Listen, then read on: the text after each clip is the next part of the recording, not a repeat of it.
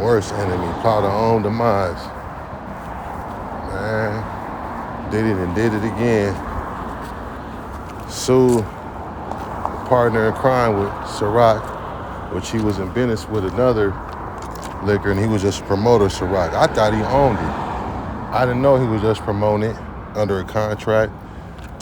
But however, he did go in and end up acquiring another alcohol named D Leon and something like that. Dang, Smoke, they said in a 15-year relationship, he only contributed just $1,000 in the venture, and it made almost $1 billion in the course of his time in 15 years. Wow. And he bottomed out on the other ownership of the company.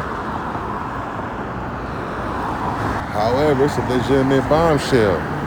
After Cassie and everything else been coming to fruition, I believe, man, he's in a catch-22, man, right now, just like Keefe D. And then Keefe D's situation is running into his situation because he's saying they never paid him the $1 million. That's why Biggie got killed, was over him not paying the $1 million for the hit of Tupac. That's what it all comes down to. And so the feds is on their heels, man. It's crazy, man, how everything's coming down all over one man's greed. It be our own people, man. We be our own worst enemy all of the time. And then the feds, they unsealed Keefe D's confession due to him not honoring his deal with staying in the lane and saying that he had something to do with the murder. So since he lied on the Puffer deal, they took it out of play. They don't have to honor it in return. So now they unsealed the confession. It's out what he said that night. Whenever he made that confession, it's really out. It's just a matter of time. That's all they're operating on is just borrowed used time.